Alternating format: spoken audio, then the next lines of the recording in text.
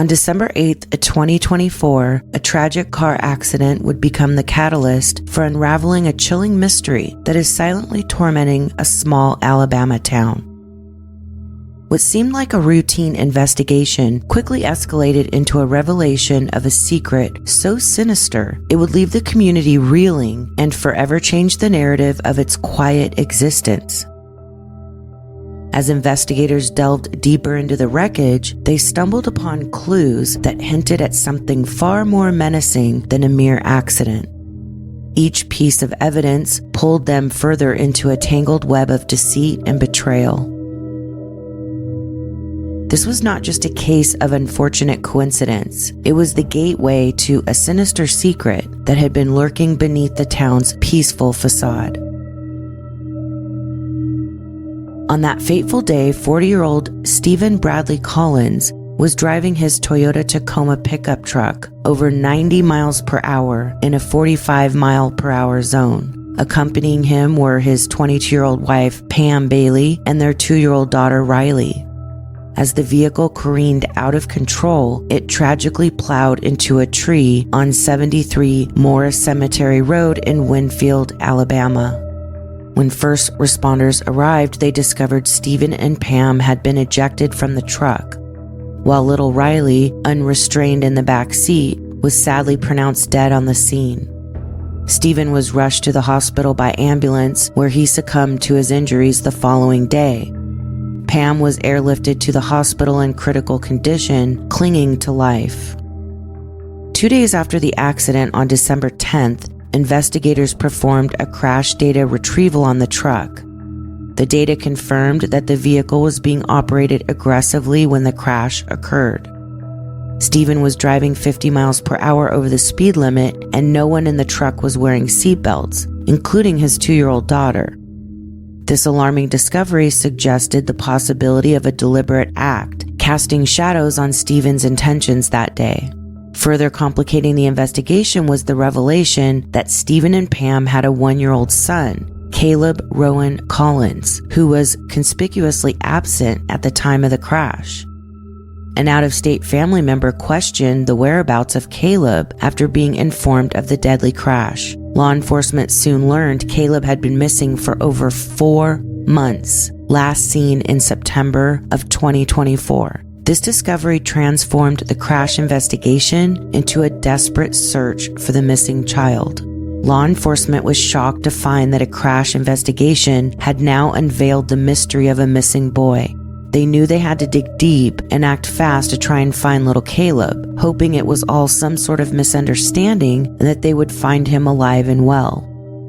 Unfortunately, the truth they would soon uncover was far darker and more insidious than they could have imagined. A truth that Caleb's parents had been hiding.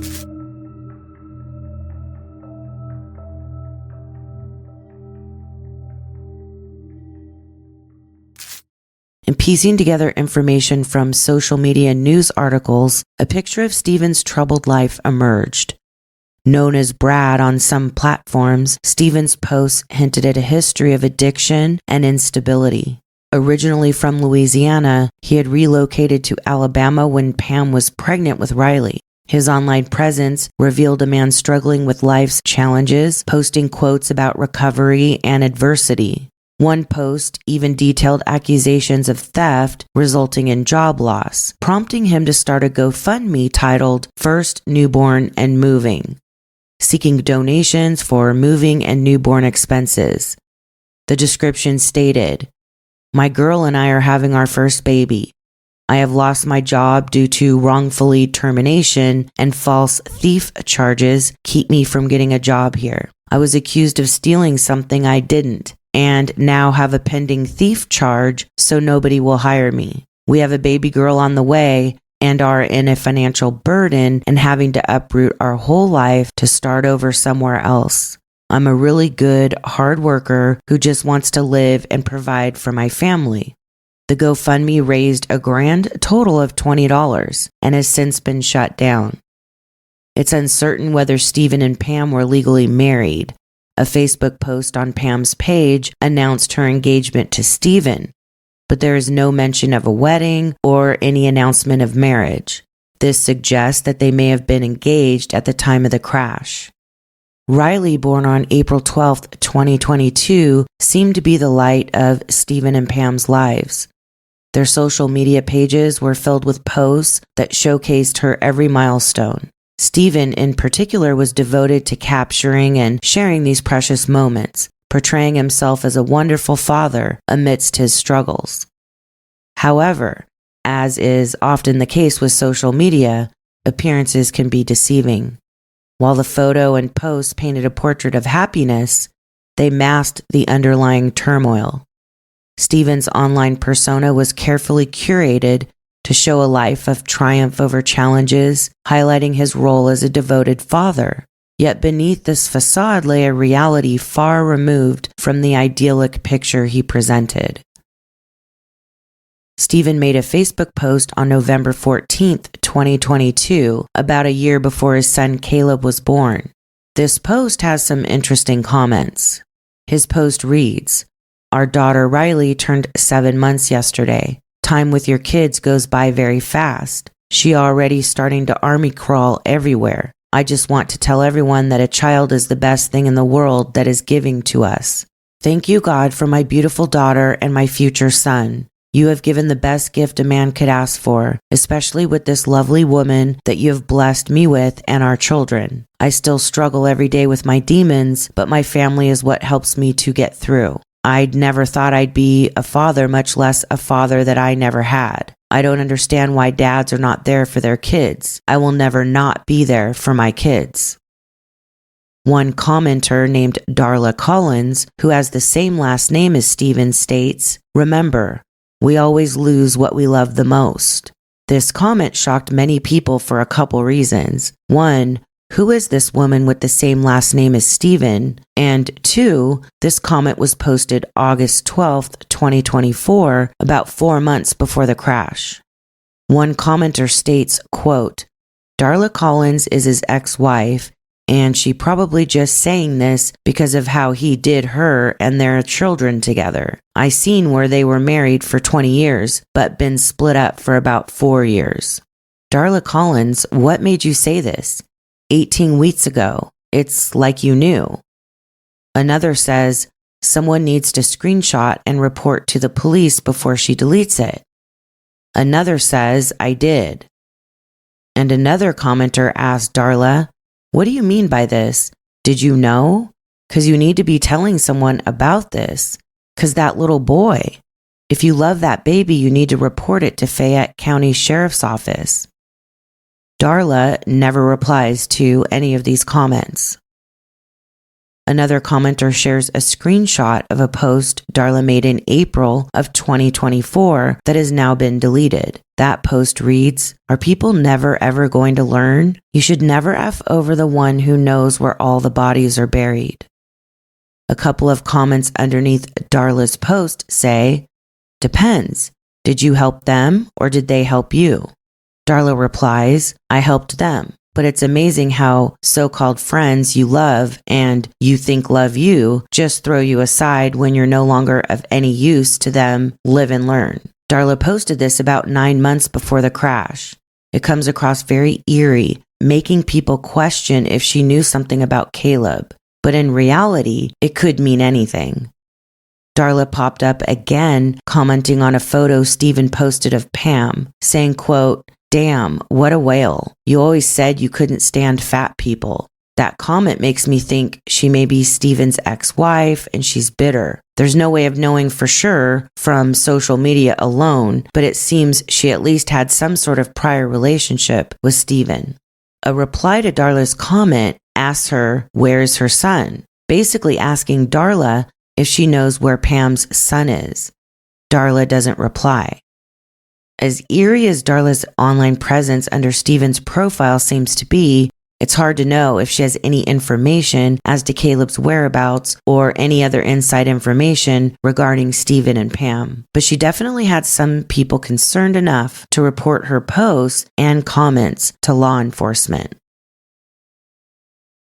On February 15th, 2023, Steven posted, quote, "Pam and I are about 7 weeks from bringing Caleb Rowan Collins into this world. We are so excited and ready. Riley is waiting for her baby brother.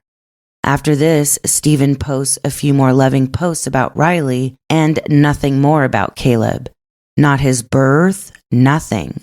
His last post on this page was March 27th, 2023, which is strange. This guy was a frequent poster, posting at least a few times a month, if not every week. Then come March, which would be right before Caleb's birth, he stops posting on this page. But I found another Facebook page under Brad Collins. This page looks to have been started over a year later, in June of 2024. It only has one post, which is strange. It's almost like this page was set up specifically for this post, which reads, quote, "Our son is not doing well. He's not growing and has major back issues. His organs are growing, but not his body. He has to have surgery at some point. Keep him in your prayers. Been rough and just seems going to be a long, rough, tough road ahead of us." So there are no posts of Caleb's birth, no photos of Caleb over his first year of life. Nothing. And this is the last post Steven or Brad, whatever you want to call him, this is the last thing he posts on his social media. Very odd to say the least. When you go to Pam Bailey's Facebook page, what seems like her main page, since it goes back to 2014, she's got a ton of posts about Riley, but not one about Caleb. She doesn't even talk about her pregnancy with him, not a photo, not anything. Oddly, she has another Facebook page under the same name, Pam Bailey. And just like Steven's page under the name Brad Collins, Pam's second Facebook page was started in June of 2024. This page announces her engagement to Steven, and then there's no other posts. But what's odd is the cover photo is of Steven pushing Riley and Caleb on a little bike. You can't see Caleb very clearly, but he doesn't look happy at all. As a matter of fact, this photo absolutely broke my heart. He looks injured to me. And Steven looks, well, let's just say he looks rough. The impression I got from going through their Facebook profiles is Pam and Steven seem very strange or very off. It's almost like they hid Caleb. And why start two different Facebook pages on the same day with only one post about Caleb on Steven's with no photos of him and a photo of both kids only on Pam's page? Something is very concerning about what seems to be their lack of excitement and sharing when it came to Caleb. Law enforcement felt the same way as they dug further into Steven and Pam. Now enter Pam Bailey's father, John Elton Bailey. According to news articles, Pam, Steven, and the kids were living with him. Some sources have reported he had guardianship over Riley and Caleb, and the children were known to Child Protective Services. Those reports indicate to me that there were issues with Pam and Steven's parenting known to CPS. So why were they allowed to live with the children's guardian?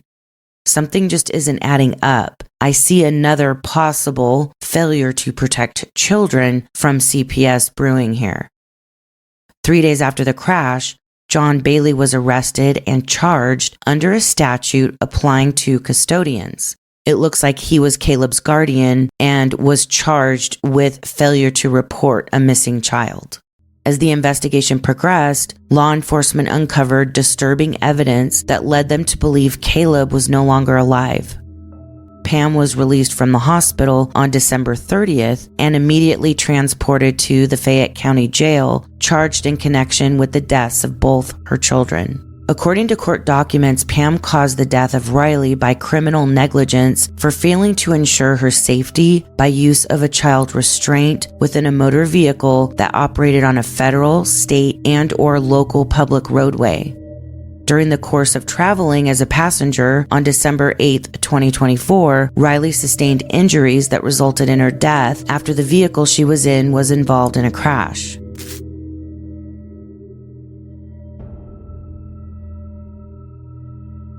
Court documents go on to list horrific details as to what Caleb endured and why they believe he is deceased.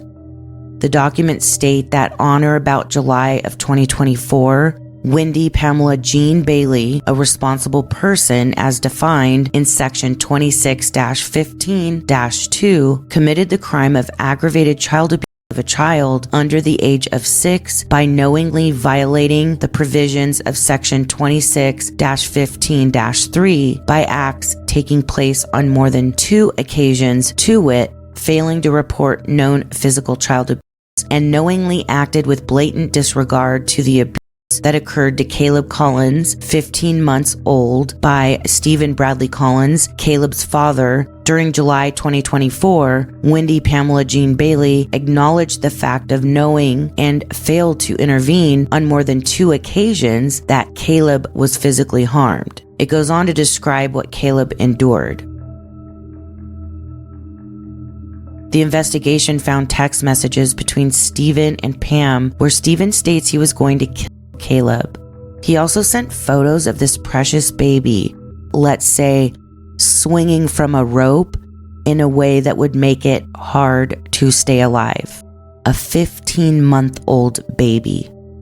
He sent another photo showing Caleb on the floor, saying he won't move, which I'm assuming he meant Caleb won't move, followed by a text saying, "I'm sorry," and another text saying, quote, "he moving."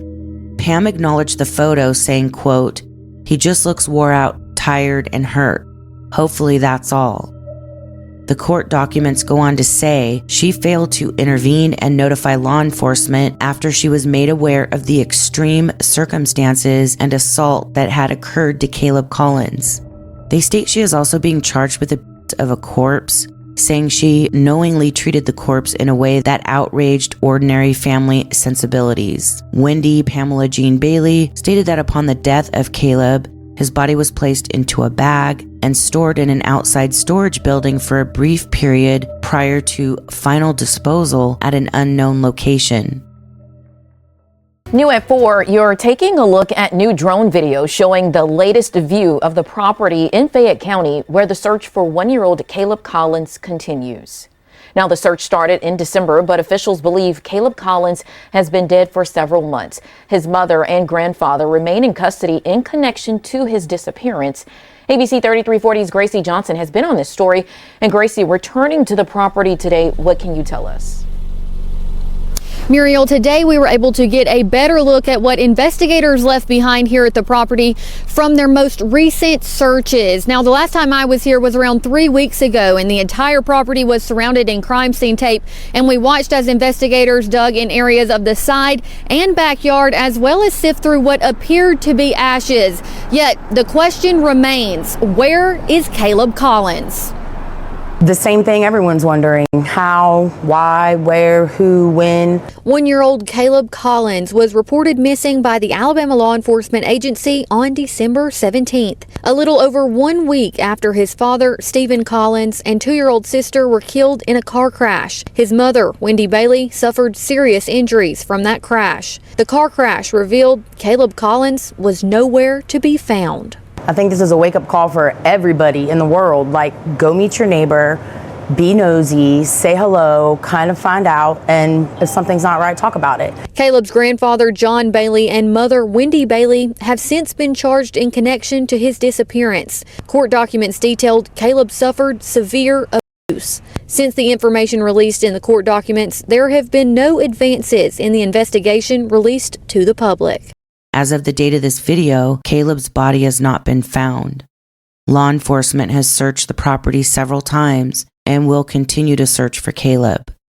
Pam says she doesn't know where he was disposed of. Maybe her father, John, does and will eventually tell law enforcement. If Steven, who is now dead, took Caleb's whereabouts to the grave with him, he may never be found. Unbelievable. I will never understand how any woman can stand by and allow something like this to happen to her baby. Now the lack of posting and acknowledgement of Steven and Pam's son Caleb on their social media makes sense. For some reason, it seems like Steven hated Caleb. Whether Pam did as well or just went along with Steven's treatment of Caleb is unknown. But this baby was obviously doomed from birth and probably endured horrific treatment from day one.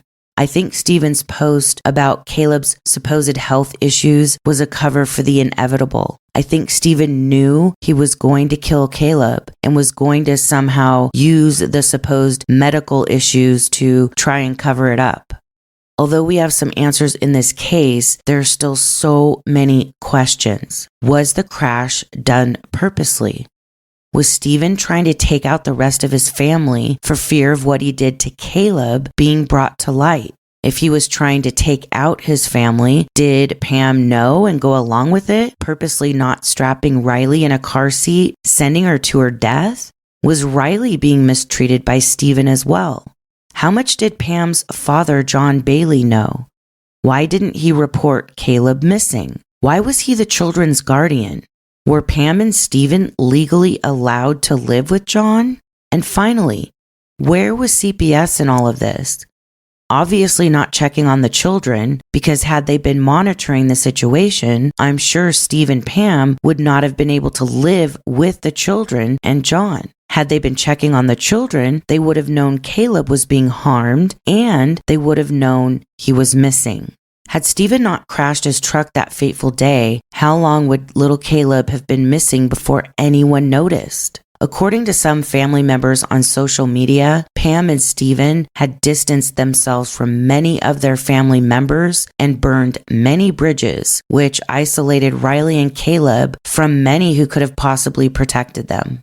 Family dynamics are always complicated, so it's easy to want to place blame on others for not stepping in. But if you're forcibly estranged, how would you know what's going on behind closed doors with Riley and Caleb? John's other daughter, Katie, who I'm assuming to be Pam's half-sister, has posted about the loss of Riley and Caleb to her Facebook page. She seems truly heartbroken. A comment under her post seems to reveal some of what may have been going on in the family. This commenter states, quote, "I know you would have done anything to get these children if you knew the situation. They could have given them to you. You would have loved them as your own. How could you know what was going on because you and Pam have never got along and she barely talked to you? You all been like that since you were little. I cannot imagine what you and the rest of the family is going through, but I will continue to pray for you."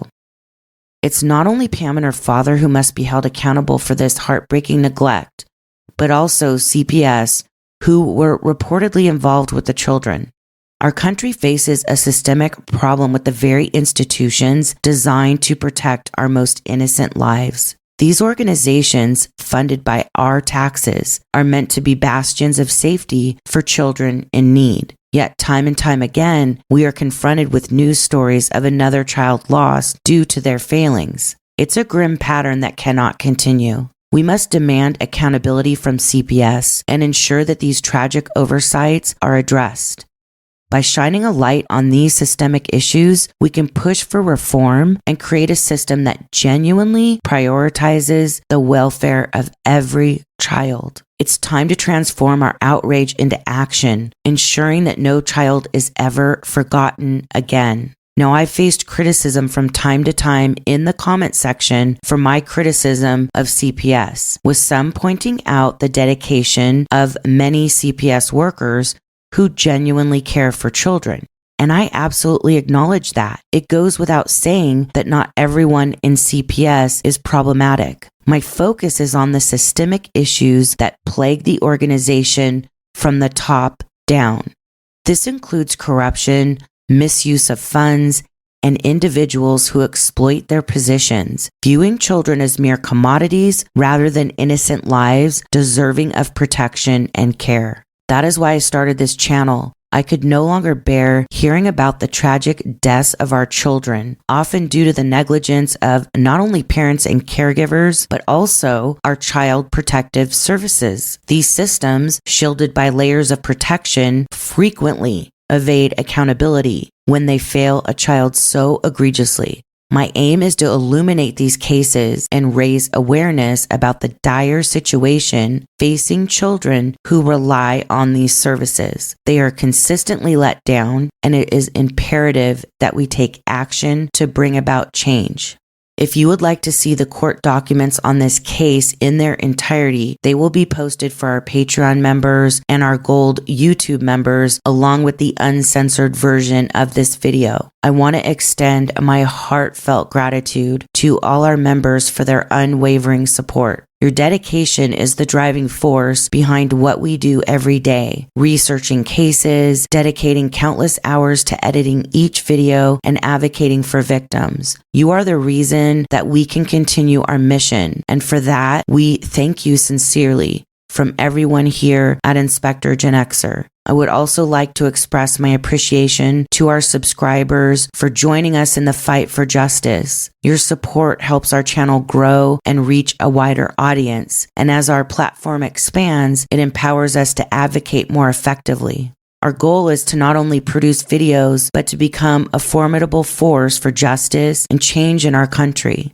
We aspire to meet with lawmakers, advocate for tougher laws and sentencing for those who harm the innocent, and support victims' families in any way we can. Together we strive to be a voice for the voiceless and make a meaningful impact. Thank you for standing with us in this crucial journey. I will keep all of you updated on any information released in this case. Let's hope justice is served to Pam and John and anyone else involved in Caleb's disappearance and his death.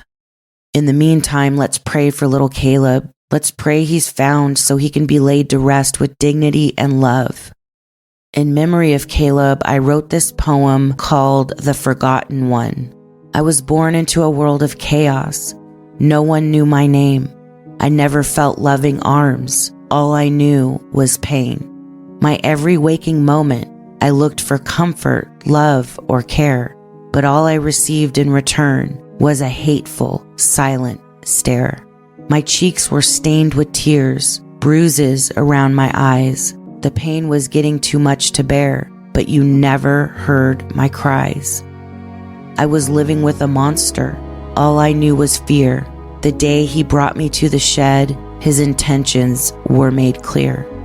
The last thing I saw was evil. The last thing I felt was pain. The hurt went on for hours, my cries echoing in the rain. He left me alone and discarded me, and still no one knew my name, until my story became a headline. Now you're the one looked at with shame. My broken body is waiting to be found, but my soul is with angels dancing all around. I was born into a world of chaos, but now my time is done. And because of what you did to me, I'm no longer the forgotten one. Rest in love, little Caleb.